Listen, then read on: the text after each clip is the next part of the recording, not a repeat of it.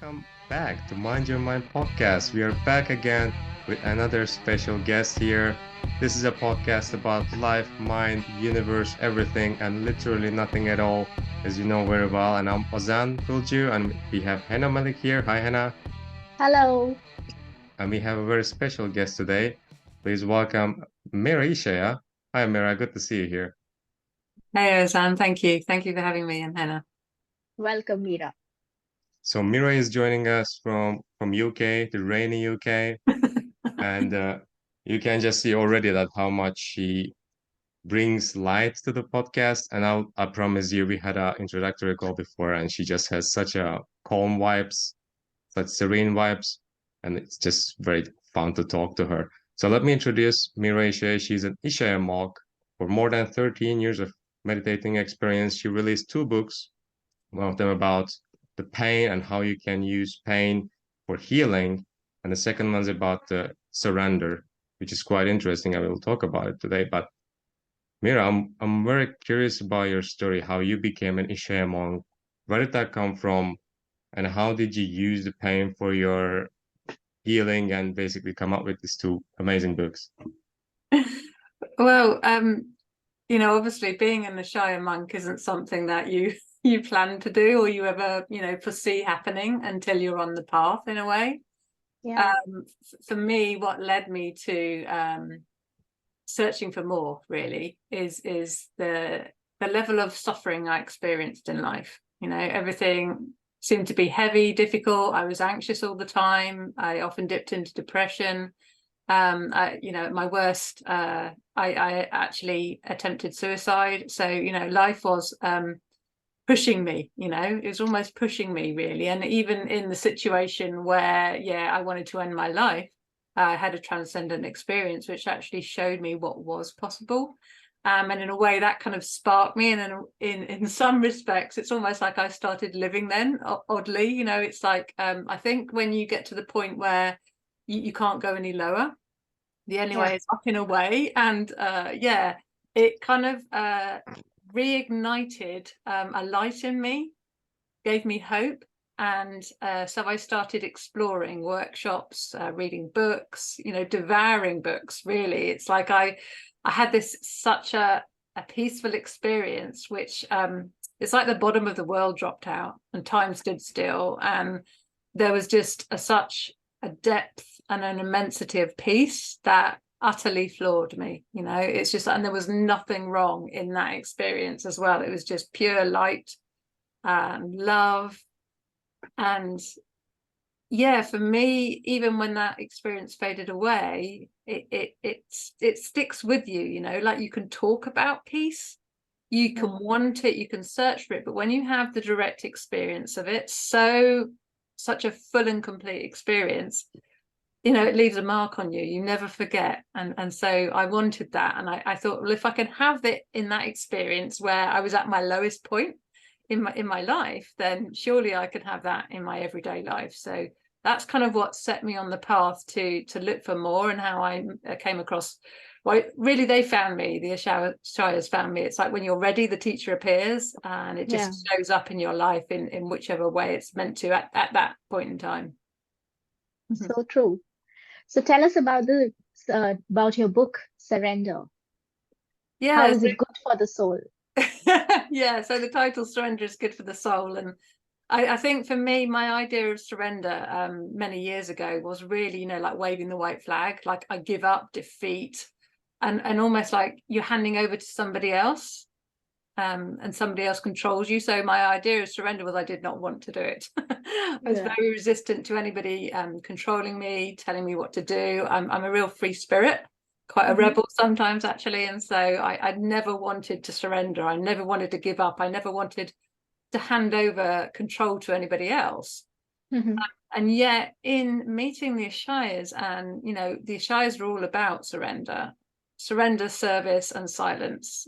Really what epitomizes the Ishayas. It's really about the experience, and in gaining the experience of silence, really you have to surrender. But for me, surrendering isn't something you do.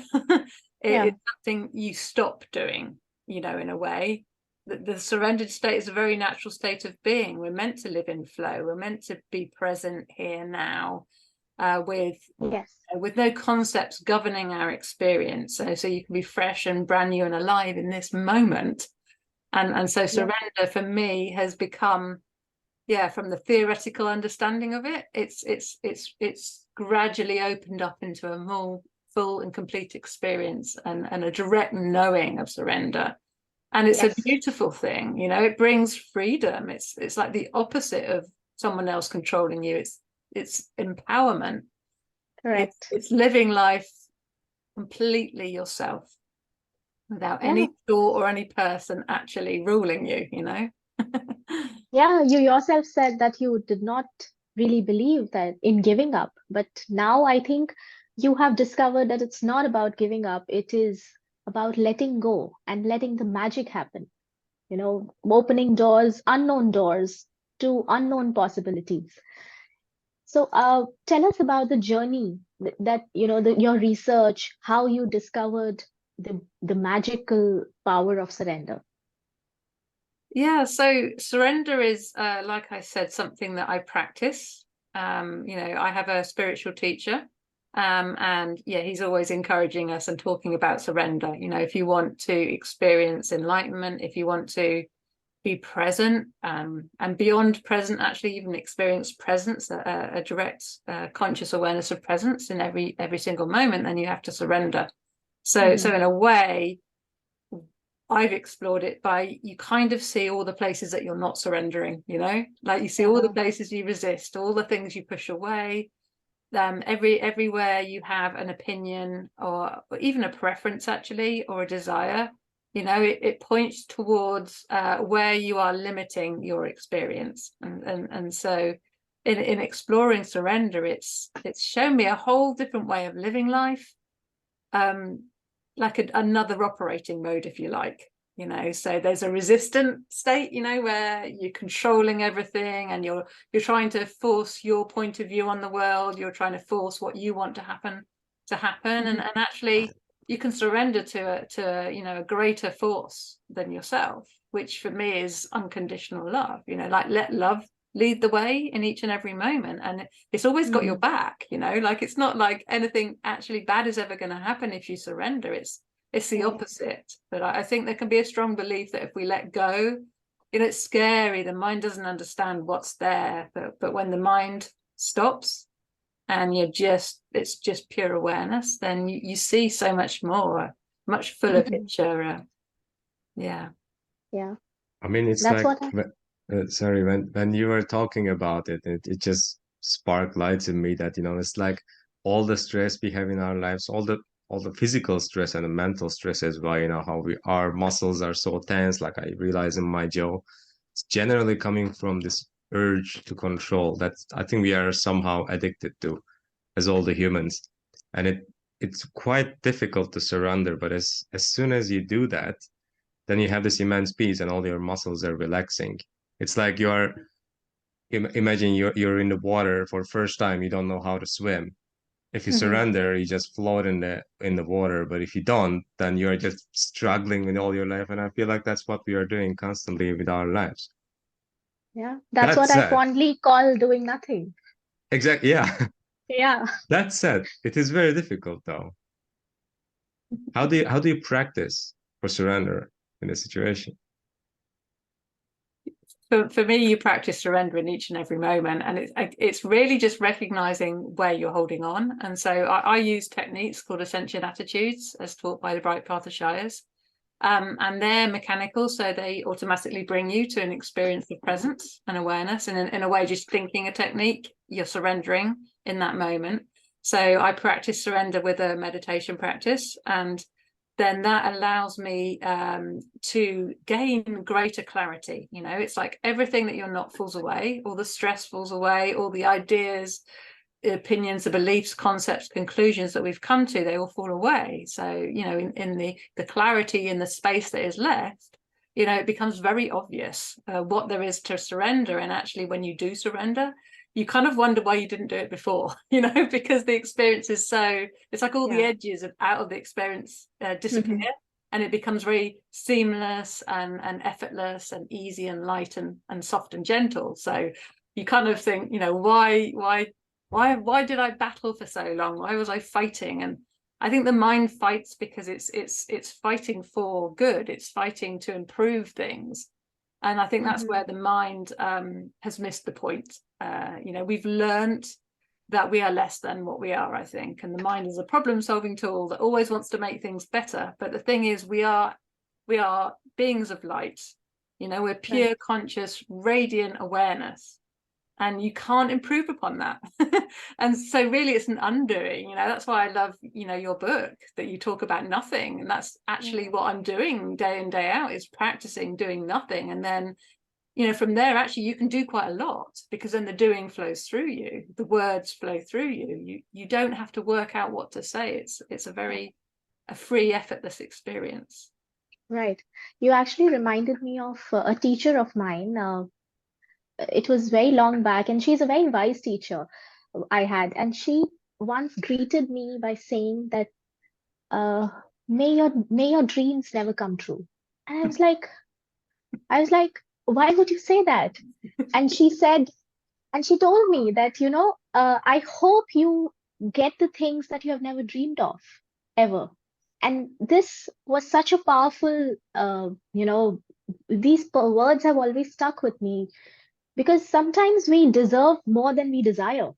And sometimes our definition of success is so limited that we fail to see the things that lie beyond it. Yeah, you know, there are it's so small that you're so engrossed in just achieving that particular thing that you have dreamt of or you have always desired. But and in that way, you are actually sabotaging your own success, your own potential, because you're pushing too hard. You are resisting the changes. You are not surrendering. And that's so beautiful. And you know, here I have also quoted it in my book, that when we see things as they are and not how as they could be, we give give life a chance to surprise us. And that's what I think is very powerful. It is another word of saying, you know, another way of saying that you should be willing to surrender to whatever happens. Now, I wanted you to explain, uh, what is the difference between acceptance and surrender? Like, is it acceptance before surrender, or is it the same thing? Oh, good question. I've never really thought about that. But for me, acceptance can feel quite tricky, just like surrender, because I think, again, it feels like if you accept something, that's the only experience you'll have. Yeah. Whereas, and so often I suggest to people that they acknowledge, you know, it's like the first step that leads you into surrender or acceptance, actually, that you acknowledge something is the way it is. That stops some of the fight, and it allows you to kind of open up into acceptance. Acceptance for me is really letting it be exactly as it is, you know. Yeah. And then surrender happens. So yeah, for me, it could be the stepping stone into surrender. When you can accept everything is exactly as it is, actually that can open up action, you know, rather than you laying down and giving up. It can actually open up and free your creativity, so you can see solutions that you wouldn't have even seen when you were resisting. Yeah. When you accept, you actually give away control. You're like, you know, whatever is happening, I'm accepting that, and I'm taking it as it is. And then you have the power to surrender. You can actually let go. Yeah, in a way, letting go happens for you, you know. Like I said, from my experience, you can try and surrender, try, and it can never happen, because it's the mind that's trying to surrender. And really, surrender is it can't happen from the mind, you know. It's a beautiful experience that we just almost sink back into our natural state of pure awareness, you know. And when we accept that, enables us to do that, enables that to happen for us. Right. Yes. I mean, I also, for example, when you talked about it, and I just realized, like, I also start my book, the chapter "You Are Here," and that's Oh, just yeah. to show you, like, whatever whatever you want to fulfill in life, actually, you can't really, we usually compare ourselves with people from different situations or so on like that, but we are actually here, unless we accept where we are mentally, physically, geologically, or whatever it is, and basically like we are resisting everything that we can achieve from that point of view. We are having this simple tunnel vision, and we are not seeing the possibility that's around us. So it was a good answer. I think that it's kind of a stepping stone in actually surrendering. Yeah, but there's a fine line that I want you to clarify here, Meera. There is a difference between being irresponsible, and surrendering. There are it is not an escape from your responsibility. It is rather taking control of the things that you're taking control of, being more aware. Rather, you're not losing control. We tend to feel that we just lie there irresponsibly and let things happen, do not intervene in a way that we don't even try to add value to it, and we just feel that whatever happens happens for good. Is that the attitude that we need? Well, I think that's the difference between surrendering from an experience of silence, a direct awareness of silence, and the mind trying to figure out what surrender is. For me, when you surrender to silence and you're aware of presence, then in a lot of respects, you might even step up and do something that you wouldn't have dared to do when the mind was limiting your experience.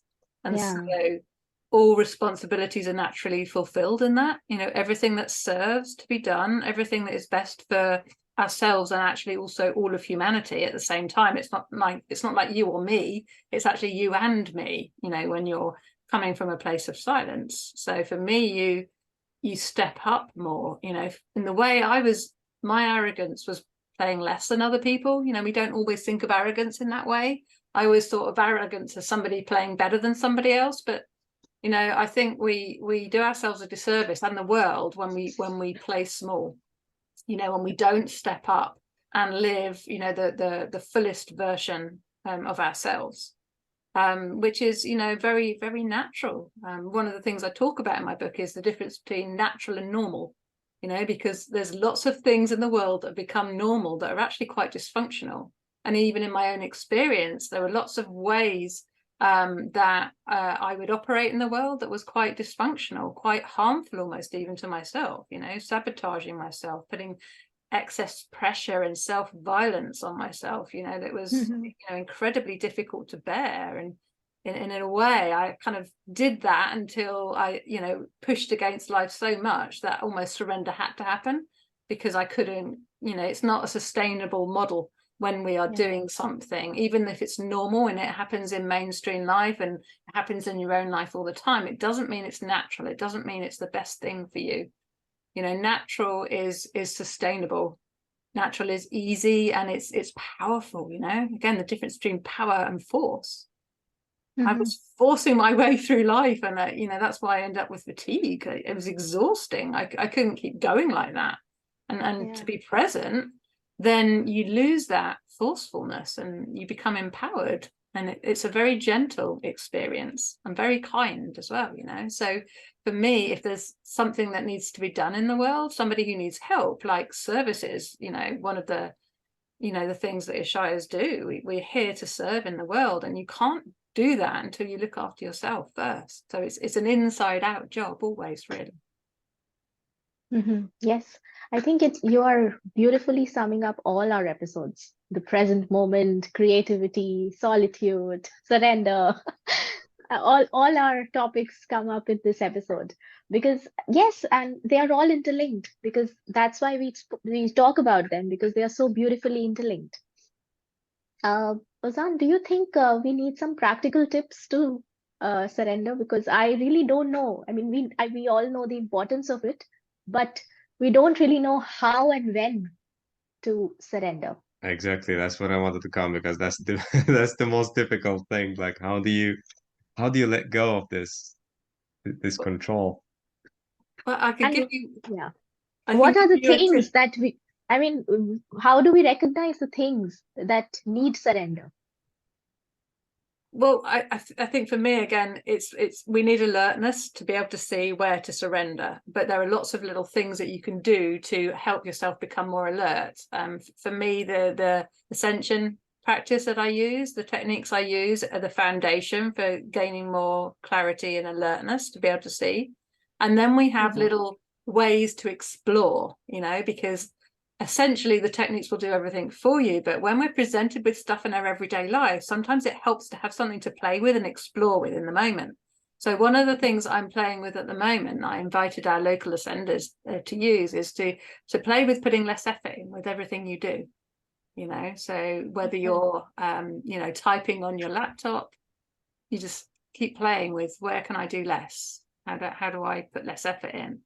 And it's an experiential thing, so you're doing it as you're acting. Even when you're speaking, where can I put less effort in? I find myself just doing it automatically now, and it's been very revealing. Like, I've played with this before, but the things that we play with, it's like we tend to cycle through things that we play with, and it's just like each time you do it, it brings a new realization, a new understanding, a new depth to the experience. And so, yeah, that's something that I can suggest to everybody. Whenever you're noticing in your day, just put less effort in. Can you put less effort in? How much less effort can you put in? How gentle can you be when you are carrying out the tasks that you are doing, when you're speaking, when you're interacting with others? How gentle. Less is more. Absolutely. And I think it's a very practical step then that will just lead you into surrender. Like, the more gentle you are, the more surrendered you will be. They go hand in hand. And the other thing that I find that's quite helpful, particularly when you are talking with others, I think sometimes we can feel drained by some people. And I know there are people that talk about toxic people. I don't really see it that way, because I think everyone is doing their best. I don't think anybody does anything malicious deliberately. I think it's simply unconscious. And one of the things that I play with again and again, and I recommend other people to do, is listening. Listening in a conversation, listening for what is not being said, because we latch onto the words, don't we? And we jump to a reaction. We resist what they're saying, or we're excited and we want to. I used to interrupt people all the time, because in the household I was brought up in, if you didn't interrupt, you didn't get to speak. Yes. So for me, listening has been invaluable. Listening to others, observing their body language. And when I first started playing with it, almost, and some people, when I suggest it to them, they're like, but if someone's being rude to me, I don't want to listen to them. And I'm like, well, listen to the other sounds in the room that you're aware of right now. See if you can notice the sound of silence.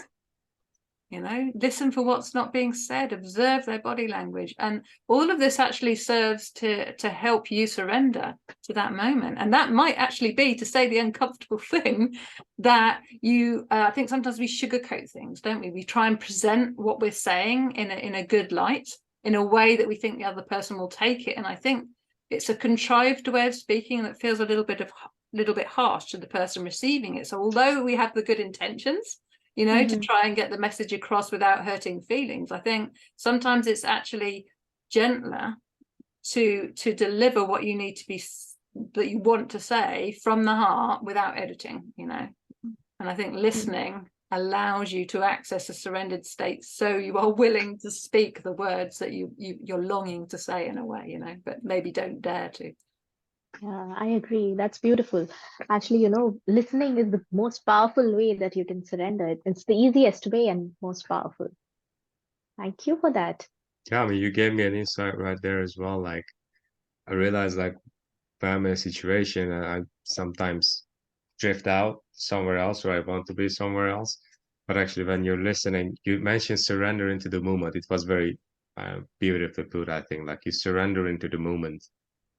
And that actually can give you very much, like, presence, ultimate presence.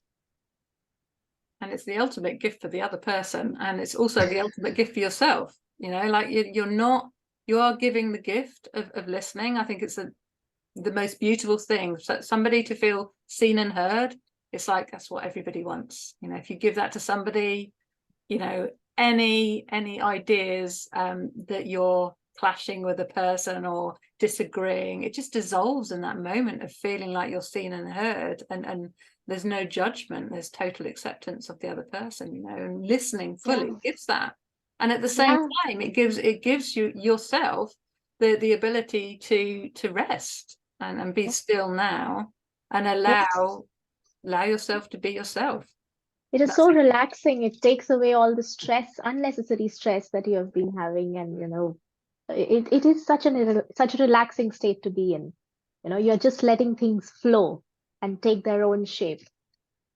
Wonderful. Yeah.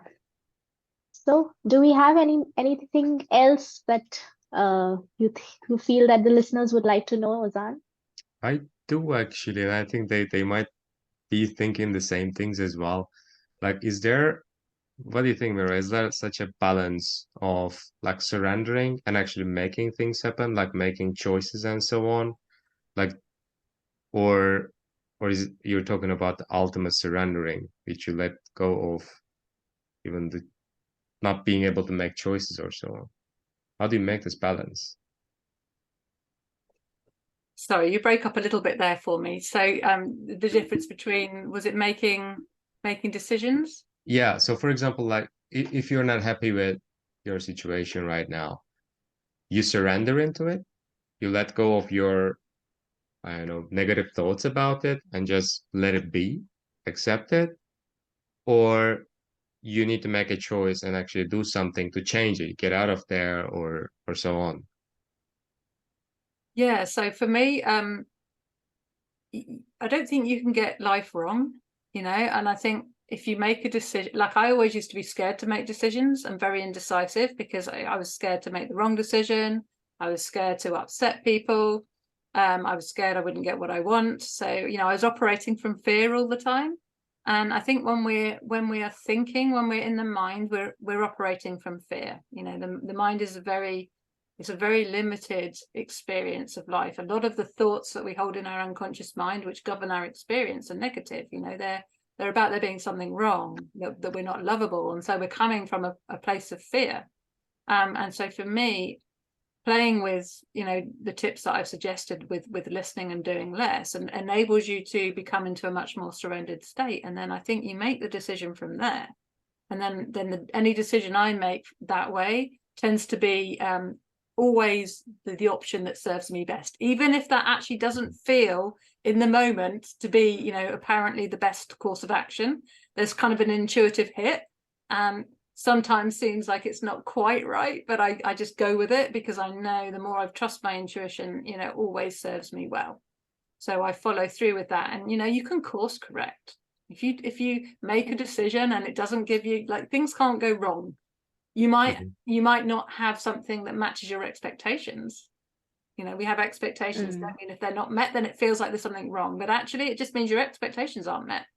And you know, maybe the rejection or something not happening how you want it to is redirecting you, you know, into the flow of what wants to happen, which might, you know, like you touched on it before, and it might actually bring an even better experience that you could have never even dreamed of. Yeah, there's actually a scientific theory behind it, that, you know, there are parts of brain, prefrontal cortex and amygdala. When we are in a situation of crisis where everything goes, you know, beyond our control and we don't know what to do, in that situation, our prefrontal cortex, which is the rational mind, it actually stops working. It completely switches off. And all we are left with is amygdala. Now, amygdala is only capable of two things, either fight or flight. So, in that situation, when you are in the middle of a crisis, be it with a person or be it with a situation or anything, your amygdala only knows two ways. Either it's going to argue the hell out of it and make it more worse, or it is going to just escape.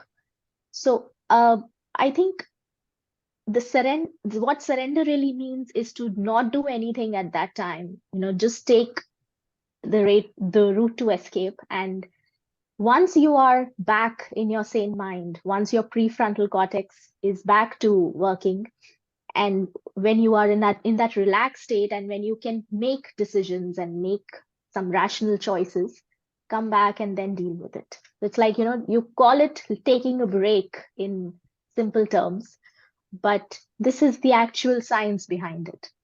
So surrender is, I think, that part where you are not letting either your amygdala nor your frontal cortex to work. You're just not doing anything. You're simply leaving the situation as it is, and you're coming back with a fresh perspective. But it doesn't mean inaction. You take actions from there, but from a different state of mind, which you are surrendered. Yeah. Yeah. I mean, you should be aware that you're not thinking rationally right now. So it's better not to take important decisions at this moment. Mm-hmm. Yeah. That would make sense. Mm-hmm. And also the second thing which you meant, like you can't go wrong at life. Even if you make a decision, it doesn't work out. It's redirectioning. That was your word, right? So it's actually very beautifully put. Like whatever we could achieve or we can't achieve, it's not that we could achieve or we can't achieve. It's just universe is directing us somewhere because probably that is better for us than what we think is better for us. Mm. Yeah, because like we look at so many things as failure, don't we, or mistakes? Yeah. Yes. And really, mistakes are just stepping stones. They're solutions that didn't bring the outcome you were looking for. And they'll eventually, boil it down. So you start to get more and more creative, and then you open up and you do find the solution that works. And you get more information from all of the so-called mistakes. And failure, there's no such thing as failure, really, if you look at it. There's again, like, your expectations aren't met, the outcome you expected did not happen. That's not failure. That's just something happening other than what you expected. And actually you can use what does happen to inform you, for your next steps. It might be, I often call it practicing the pause. You just pause for a moment, give a little space, use your senses. What can you see? What can you hear? Hearing, again, is one of the easiest ways to widen your awareness. I think with sight, we can kind of jump from one thing to another. Whereas with hearing, it's a much more expansive, spatial awareness sense. And so, yeah, I often play with that. What can I hear? And just stop and pause and listen.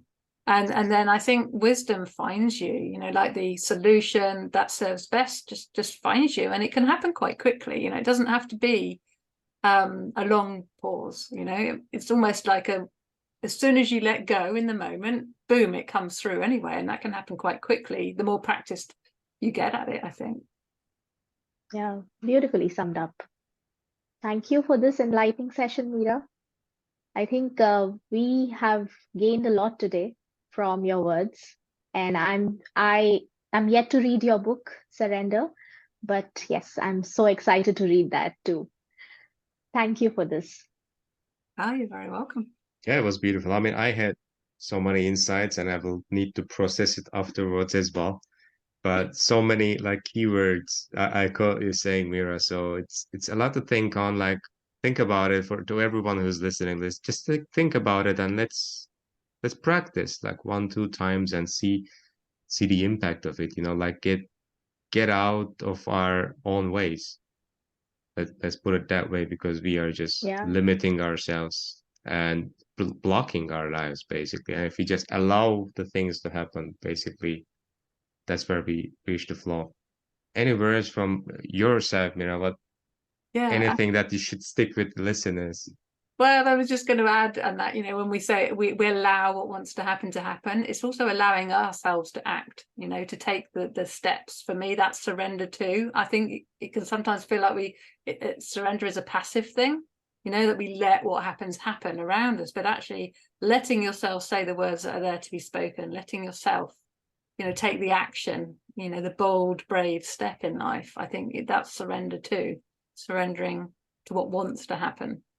And I'd like to leave the listeners with, the tips again, really, to remind you to, put less effort in as you move about your day, to practice listening. And I highly recommend that you get some kind of meditation practice, so that you can retrain the mind to become more aware of awareness itself.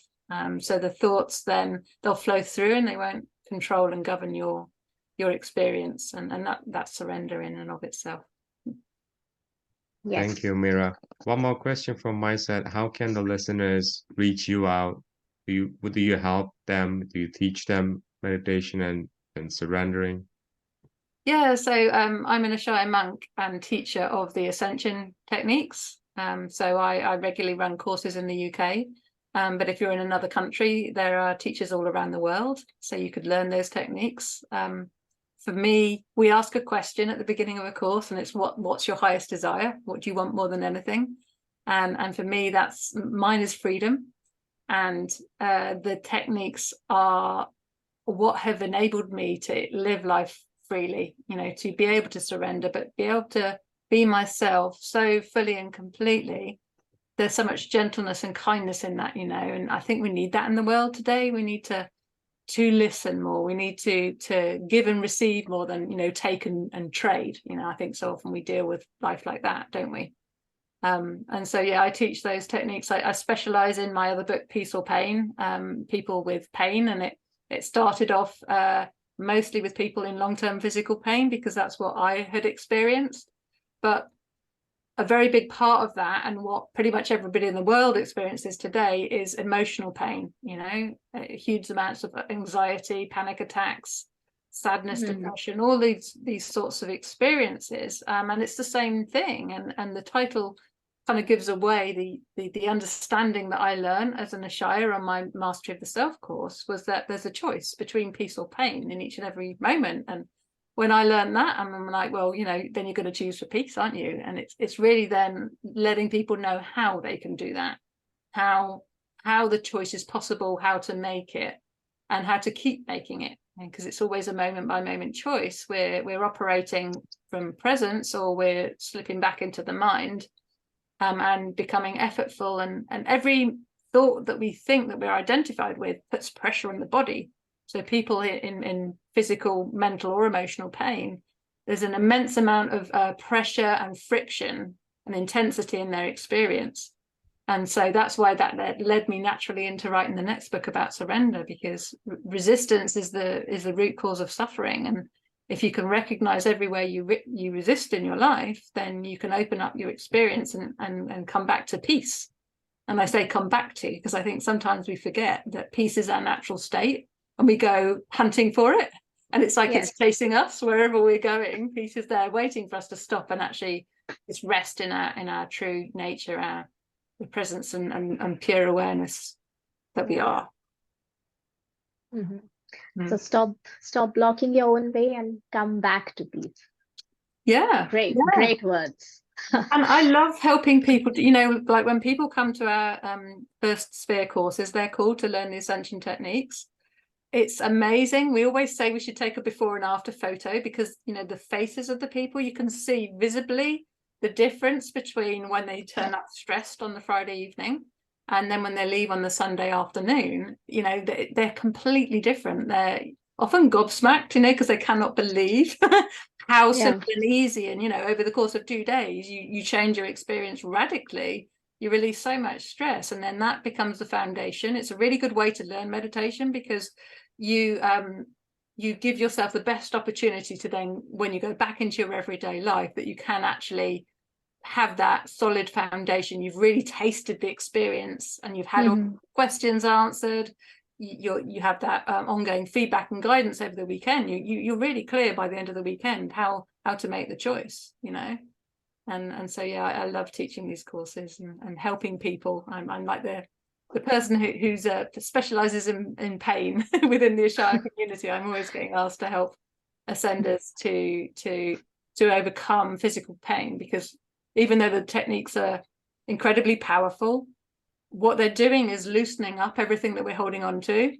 And when it gets released, if we're resisting what wants to be released, you can get actually pain coming from nowhere, even if you didn't get it before. And if you already had it, and you already have that tendency to experience physical pain, then it for me, when I first started ascending, which is what we use for the word like meditating, because it's actually a little bit more of a comprehensive practice than most meditation techniques, because it brings you directly to an experience of silence mechanically rather than gradually relaxing yourself down into the experience, you know. So people are quite surprised, but in that releasing of the stress that happens, it can destabilize people. So it's important that you get that ongoing guidance, you know, to help you really get the most out of the practice. And so I have a website that has everything on, from links to my books to the courses that are taught around the world to learn ascension, and it's called boundless-meditation.co.uk. So that's where people can find me. We are going to give the link below. I'll give you all the links to the books on Amazon and to the website and everything. Sure. And yes, I have seen your website. I've seen your some of your LinkedIn posts also, and they are beautiful. Thank you. All right, then I think we are good to wrap up today. Yes. Meera, thank you very much. Just by looking at you, I feel more relaxed right now. I can really see that you can see from people's faces how relaxed, how peaceful they are. So thank you very much. A lot of insights, a lot to process for me. I'm pretty sure for many listeners as well. But yeah. All Henna? right. Thank you. Thank you for the wonderful session, Meera, Ozan. And hopefully we'll meet again, Meera. We'll do another episode with you. Oh, I hope so. That would be wonderful. Thank you. Yeah. Thank you for having me, both of you. Yeah. Hopefully you're going to write more books and we are going to talk about more different things. Oh, I have. Yeah. There's more books in the making already, in the production stages. Yeah. Cool. All right. Thank you very much. I can't stop them. It just comes through. You shouldn't. No, I've no plans to stop them. It's lovely. It's like the creative words just want to come through on all the topics that I'm passionate about. You know, I think it's great, isn't it, to share our experience and talk about what we're passionate about to make a change, a positive change in the world. Good luck to you. Thank you, and to you. All right. Have a nice day, and don't forget to surrender. Bye-bye. Bye.